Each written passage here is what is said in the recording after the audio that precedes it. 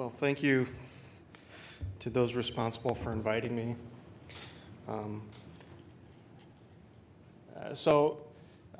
Again, I'm David Broadway. I'm from the NASA Marshall Space Flight Center, and I'm here to talk about the development of X-ray optical coatings at Marshall. Specifically, one of the key technological challenges associated with optical thin films is the stress in these films. And it's critical to control the stress. And we've developed a very nice, simple device for the in situ monitoring of the thin film stress during thin film deposition and annealing processes.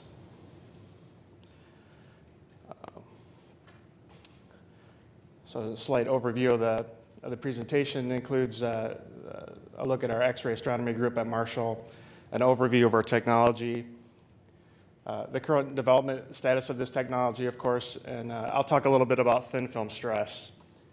What is it, the technological challenges associated with it, the motivation for the device development, and some different thin film in situ stress measurement techniques that are commonly used today, and how our measurement technique differs from these methods. And I'll compare sensitivity, some of the results of these measurements as they compare to published results, the advantages of our method, and some of the target technology markets. This is very sensitive. So our X-ray astronomy group at Marshall consists of, there's 9 civil servants, we have 3 postdocs and 1 graduate student. And a large subset of this group consists of experimentalists who specializes in X-ray optic instrumentation. Part of the forte of Marshall Space Flight Center is replication. So we make thin film or thin shell replications that are subsequently coated on the internal surface, and these shells are nested and configured. And so we do a large part of that at Marshall. So we do the alignment, the electroforming of the shells, as well as the coating. And the funding for this project has been provided by NASA Astronomy and Physics Research and Analysis Program.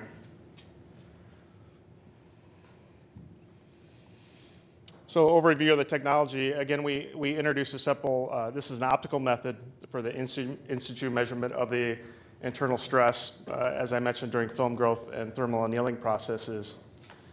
In situ measurement, the advantages are clear. We can more efficiently facilitate the control of the film stress, which is influenced by many process parameters, particularly for a process of thin film deposition called magnetron sputtering, which is very sensitive to substrate temperature, substrate bias, process gas pressure, and deposition rate, for example. I estimate the current TRL level to be between 4 and 5. We're currently using this instrument actively now to collect data. It's a very highly sensitive, simple, and very easy to implement in any existing deposition system. And so I think it's a very nice instrument for fostering more general use. Other methods that I'll show you are they're not only expensive, but they require special modifications to the deposition chamber to implement these because they're optical methods and they require optical access to the substrate, which is in vacuum. This method uses a fiber optic. So we eliminate those complications.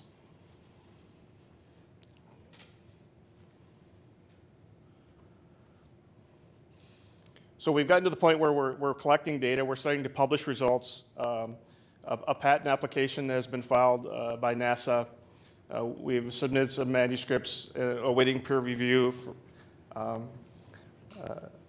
The next step, there's further steps in development, including heating the substrate, and applying it to rotating substrates, which is advantageous because you can achieve better coating uniformity over a given substrate area. And this instrument could be very appealing to a broad range of industries whose core competencies are in thin film devices, sensors, and optics. And as I mentioned, the device offers a significantly cheaper alternative to currently commercial available systems without sacrificing any sensitivity. And to give you an idea, a commercial system now is somewhere in the range of $100,000. We made this system and implemented for less than 10,000.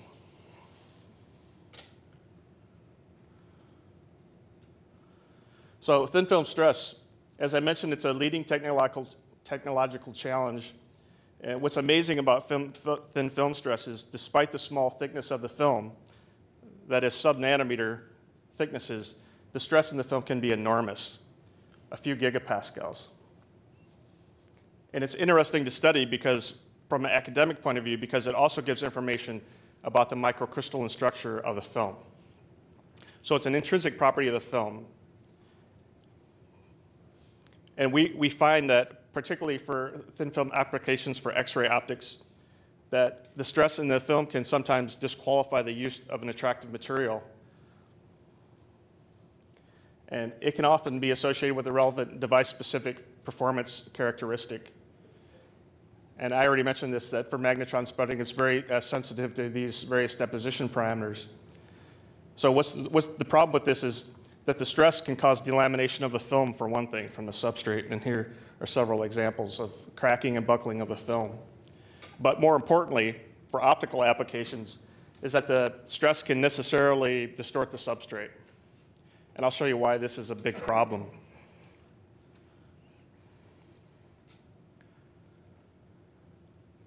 So this is sort of a spring analogy that I like to use for people who aren't that familiar with film stress. It's quite simple to understand from this perspective.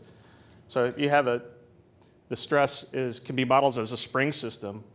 So for example, you start with a spring that's in equilibrium, you stretch the spring, put the spring in tension, and you adhere it to a substrate, and then the spring wants to go back to its natural equilibrium state, which necessarily causes a deformation of the substrate. And there are two types of stress. Basically, there's tensile and compressive stress, and the sign simply changes in the curvature of the substrate.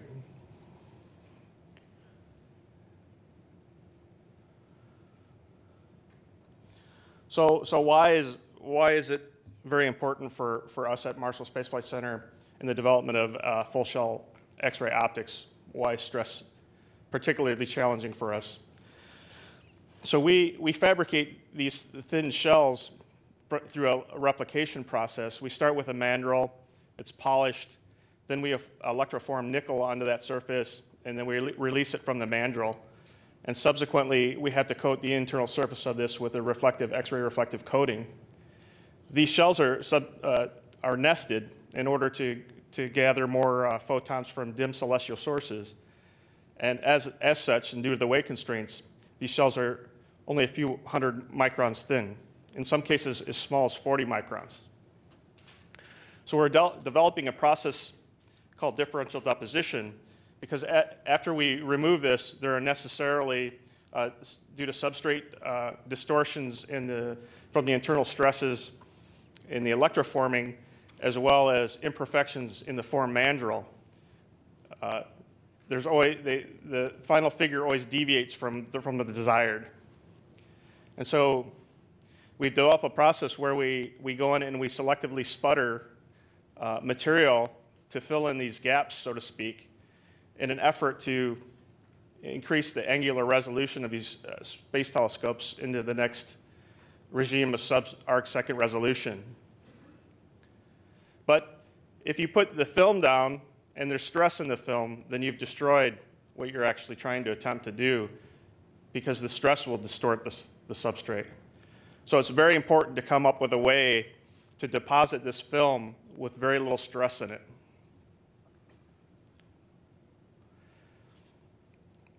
So this is the differential deposition process. So this is the process of correcting the figure error. But then, as I mentioned, we also want to put an X-ray reflective coating on the internal surface. And iridium is such a material, which is notoriously high in stress.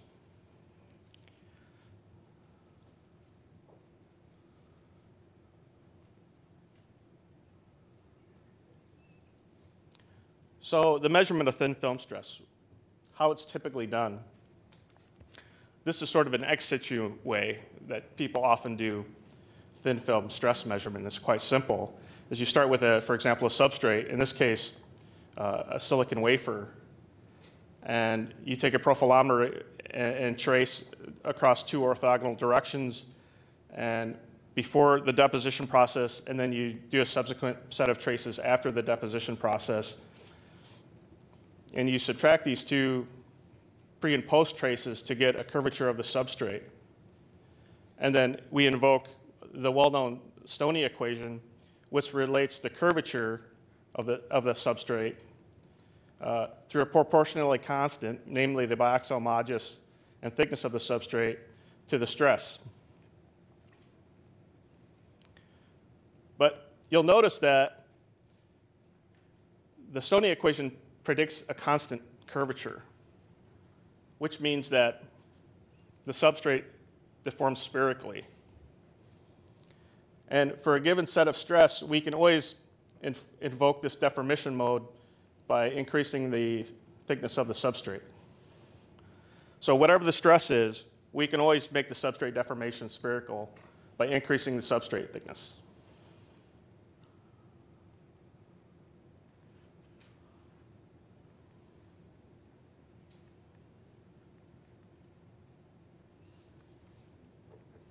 So here are some other ways that people measure the stress. One popular technique is called MOS, which stands for multi-beam optical stress sensor. So you start again with the substrate, and in this case, the substrate's in vacuum, and all these optical elements are outside of the vacuum chamber, which require optical access to the substrate through optical viewports. So you start with a laser, you run it through an étalon to produce multiple beams on the surface, and as the substrate deforms, the focal spots are displaced and captured and measured on a CCD camera, from which, again, from the change in curvature, you invoke the Stoney equation, you can calculate a stress value. Another common technique is a microcantilever approach, which is very similar in nature to how AFM works.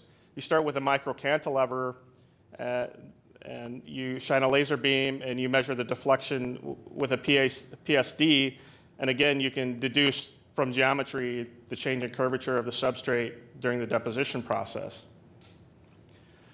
One of the problems associated with this method is that if you're measuring semi-transparent films, then you can get interference effects between the film and the substrate, and you lose intensity in the reflected beams, and the CCD camera stalls because it can no longer track these spots. So this is one of the drawbacks of this type of approach. And I think, as I mentioned before, you have to geometrically accommodate this optical scheme. So if you have a deposition chamber, it has to be designed specifically for a system like this to accommodate it. And these are quite expensive, as I mentioned. So our method is quite simple. So as I showed you before, the substrate deforms spherically, and it's simple to find the curvature of a spherical object simply by measuring the sagitta, right? I mean, they did this long ago with a device called the spherometer for measuring the curvature of lenses, right? So you have these 3 points that support the lens, and then you have a central leg that comes down with a micrometer to measure the displacement. And from this very simple geometric relationship, you can deduce what the curvature is. So instead of a mechanical means of measuring this displacement, we use a fiber optic displacement sensor with very high resolution, plus minus 5 nanometer resolution. So during the deposition process, the deposition comes this way. This is a silicon wafer. The wafer is double-sided polished, so both sides are polished, not just one. So we get good specular reflectivity from the backside of the substrate during the deposition. And from this, we have a relationship for the curvature, which changes during the deposition process, and we just invoke the Stoney equation again to calculate the stress.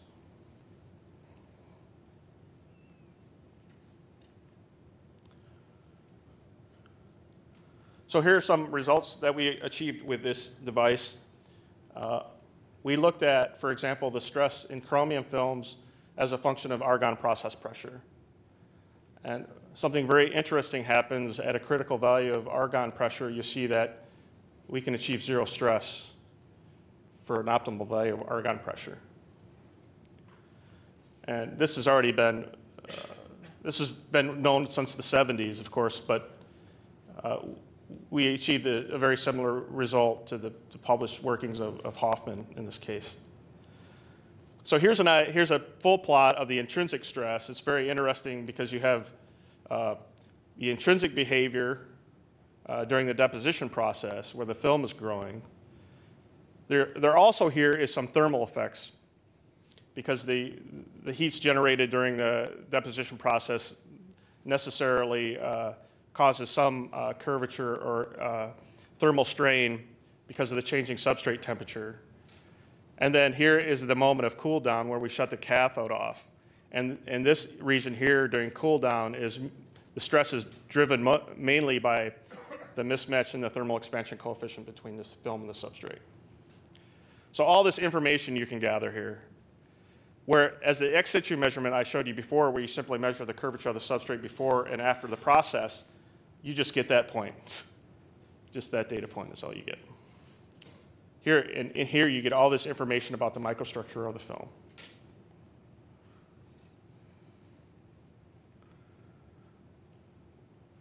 So sensitivity.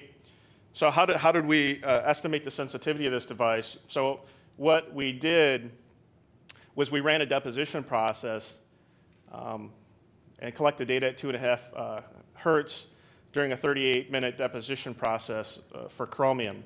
And so this was for a thermally equilibrium, a substrate in thermal equilibrium. And we found the distribution of random noise that was attained that we think is associated with the random noise of the fiber optic, from which we can calculate a full width of half max. And for the sensitivity, of course, depends on the thickness of the substrate. And for 110 micron thick substrate, we achieved a sensitivity of 0.015 newtons per meter. And how does that compare to other methods that are currently on the market or utilized? And the MOS system, for example, that I showed you earlier, has a sensitivity of 0.05. Cantilever methods are commonly 0.02. And so ours is definitely, even from a conservative estimate, comparative to these values.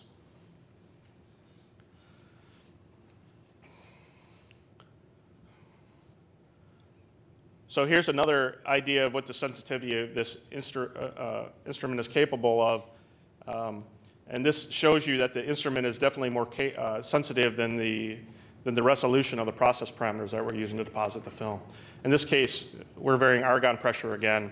And this is the limit in the resolution of the argon pressure that I can control, about 0.02 millitorr. And I'm bouncing around between the zero stress values, right? The plot I showed earlier showed you the zero stress. So for gas pressures above the critical pressure, we get tensile stress, which is associated with the positive slope. And for pressures below that, the negative slope indicates compressive stress. So somewhere in between here is the zero stress value. So highly sensitive. And you'll notice that the displacement that we're measuring here is only a few nanometers.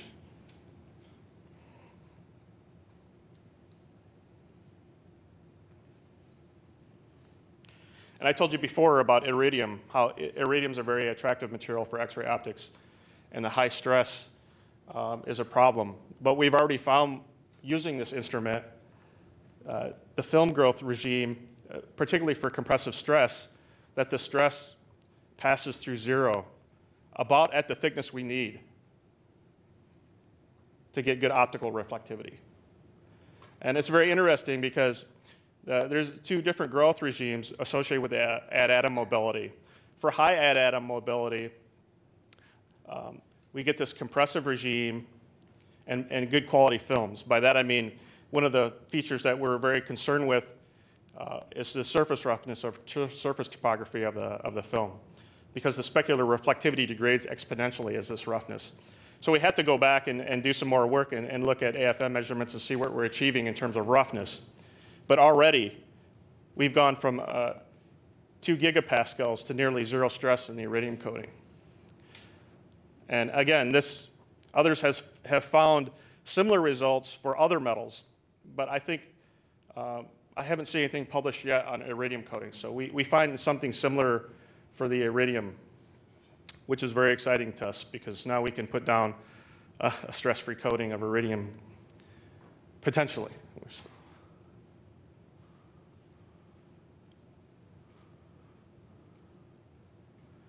Yeah, as I mentioned before, I mean, the application of this device, my forte is optical thin films, but there are other applications outside of optics where stress is a concern. I think probably semiconductor industry is one of those. And so any industry that's working, whose core competency is involved with thin film sensors or devices would be interested in this instrument.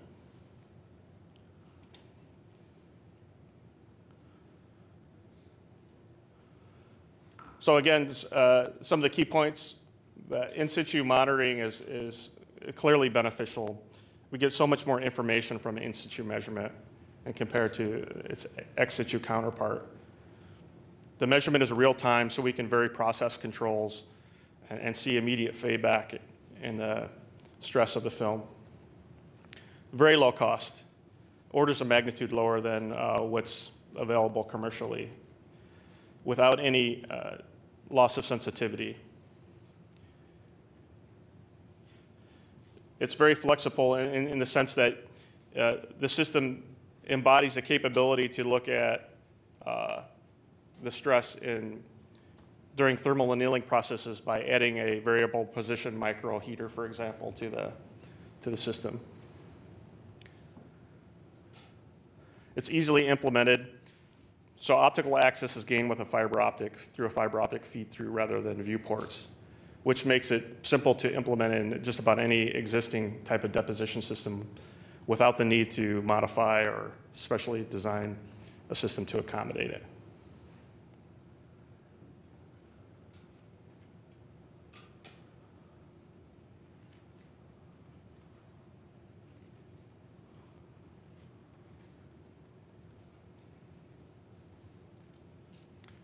So this is a contact. If anyone is interested, right now I think they're actively pursuing somebody to license this technology to.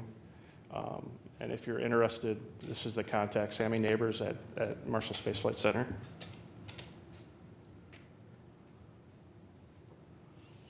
And that's it.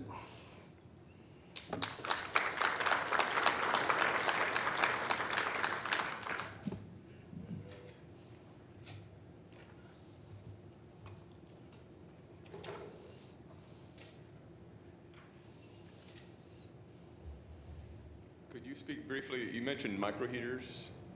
We use preheating substrates for vapor deposition. Is there some relationship there, or? Well, are you interested in measuring the stress for vapor deposition? To reduce the stress, if you preheat the substrate or pre-cool the substrate, then the... Yeah, in fact, we're looking at that now. We've recently, in fact, this last month, we're exploring the capability to heat the substrate during deposition. Yeah. Yeah, so we're doing that. Do you know what mechanisms you're planning on using? Electron beam? No, we use magnetron sputter deposition, but I use a thermal, radiantly heat the substrate from underneath. Yeah, filament, yeah.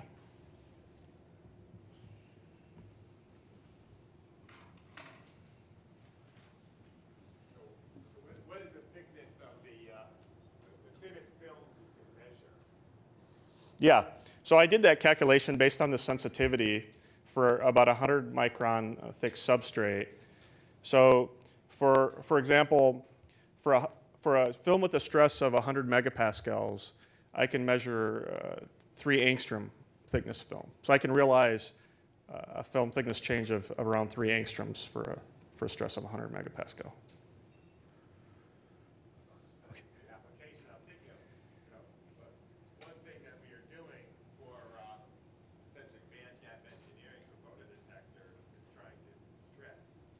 Right. Right, exactly. So it changes, the absorption frequencies and things like that. So I'm not sure this can be applied to them. I know you're measuring, so maybe in some way that, this could, we could talk about somehow how to apply the system to measuring how much strain you can add to our system. Well, so some of the articles I've seen talk about that very thing concerning the MOS system. So they're doing this with the MOS system, and as I mentioned, it's clear that this technique is just as sensitive. So I don't think it's a question of sensitivity necessarily. So if from stress values they're looking at these type of things, the change in band gap and so forth. So I believe probably, I don't know all the details of course, but I think it's probably possible.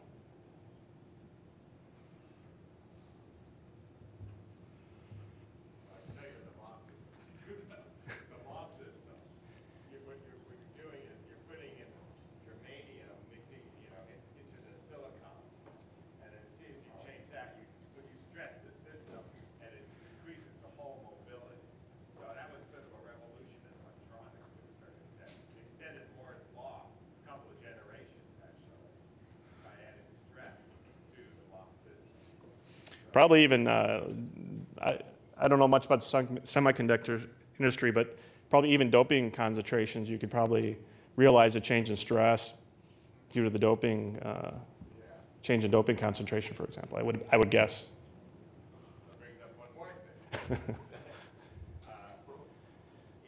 In germanium, another way of engineering the band gap is to put in tin, dope it with tin, a small amount, or don't necessarily dope, but make a small tin alloy, like 1% or a couple percent tin, because it's the same column as the silicon and germanium. That will adjust the band gap. So there's a combination of stress and doping is what, essentially what we're looking at in order to optimize the band gap. Yeah, yeah. Interesting, yeah.